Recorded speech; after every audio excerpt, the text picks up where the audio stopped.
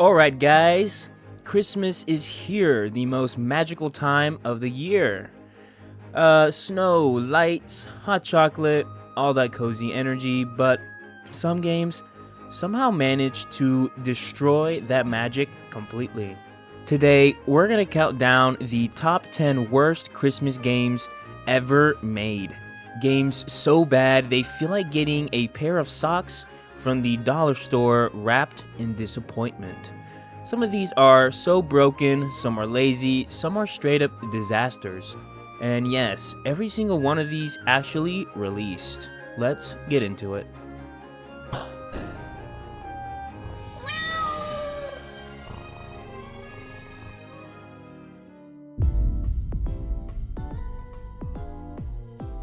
Elf Bowling, 1998.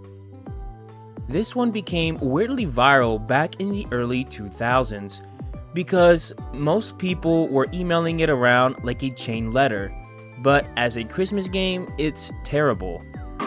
Is that all the balls you've got, Santa? The gameplay is literally one screen where Santa bowls using elves as pins. There's no real progression, no meaningful mechanics, and no challenge. Critics called it a flash minigame that escaped containment.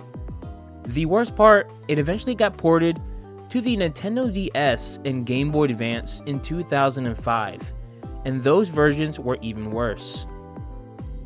Terrible frame rate, awful sound, lazy visuals. It was shovelware before shovelware even had a name. Hey, Santa.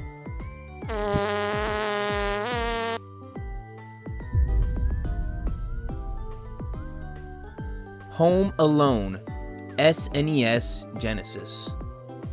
Home Alone is a Christmas classic, Good shit. but the video game, absolutely brutal.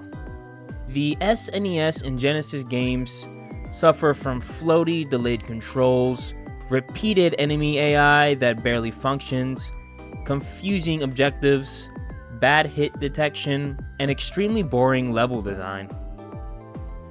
You play as Kevin, but instead of comedic traps, you run around a giant empty house collecting random objects while burglars just float towards you like robots.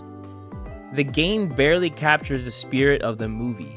It's slow, clunky, and feels like it was made in one weekend.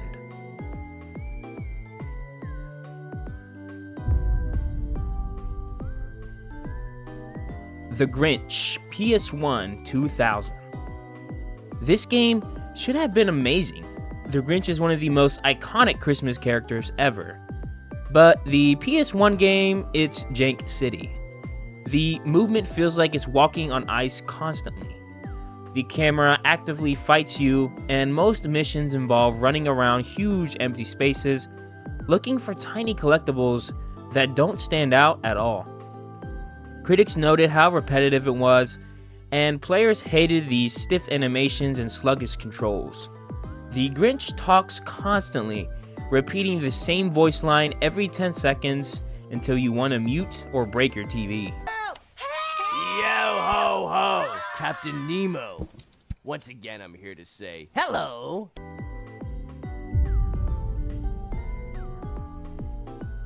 Rudolph the Red-Nosed Reindeer, Wii 2010.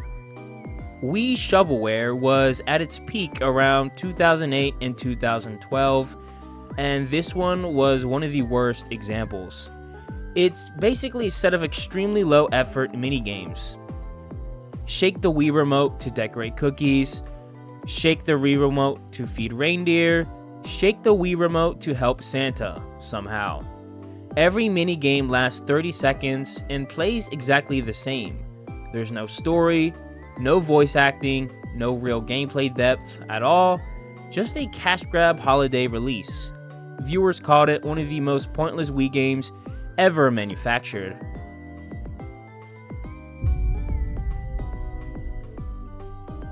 Santa Claus Saves the Earth, PS1 2002. This one is legendary for how rough it is. A PS1 platformer where Santa fights trolls and other weird non-Christmas enemies. The problem is horrible frame pacing, extremely stiff jumping, enemies that hit you before they appear on screen, no sense of direction, and audio that sounds like it was recorded underwater. It feels like a bootleg version of a Crash Bandicoot level made by someone who never actually played Crash Bandicoot.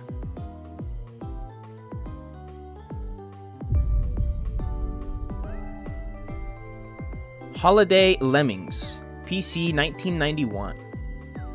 Technically, Holiday Lemmings isn't broken, it's just lazy. It's the same Lemmings game from the early 90s, but with snow and Santa hats slapped on. Players back then criticized it for being a glorified expansion pack with barely any new mechanics. It was sold for full price, despite being basically reskinned DLC before DLC even existed.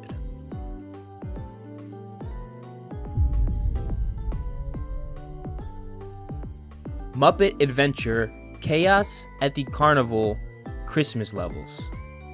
Yes, this counts. The Christmas attractions are infamous.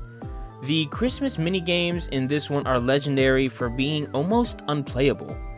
The controls are so stiff that Kermit moves like a brick sliding on sandpaper. Jumping is inconsistent, enemy hitboxes are random, and the winter levels add slipperiness that makes everything 10 times worse.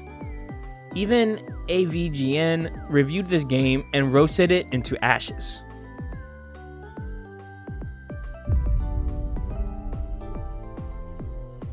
Elf the Movie, 2004. Imagine taking a hilarious holiday movie and turning it into the most generic, boring platformer ever created. That's Elf on GBA. You play as Buddy collecting items in repetitive levels with the same enemies and same music looping forever. The GBA couldn't handle sprites well, and this game proves it. Animation stutter and half the hitboxes don't match the visuals.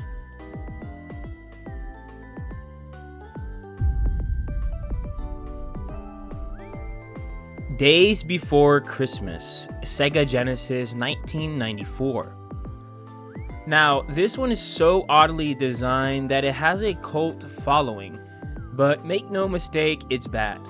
You play as Santa, but there's a power-up that turns him into Anti-Claus, a demon Santa who attacks enemies. The controls are very floaty, level design is bland, and enemies spawn randomly. It was only released in Australia and parts of Europe for good reason. It's messy, rushed, and barely feels like a finished game.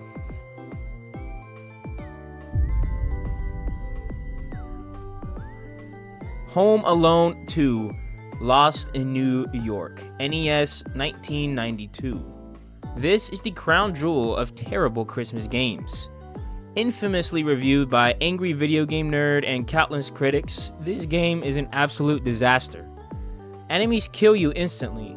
Jumping is clunky and delayed. Kevin slips everywhere. Hitboxes make no sense. Random objects fly out of doors at warp speed. The hotel level is impossible without abusing glitches. This game barely resembles the movie. The music doesn't fit anything happening on screen, and the difficulty balance is straight up broken. Easily the worst Christmas themed game ever made. Christmas gives us some absolute banger movies and memories, but when it comes to video games, sometimes we get nightmares. Let me know in the comments which one of these you actually played or which one deserves a full deep dive.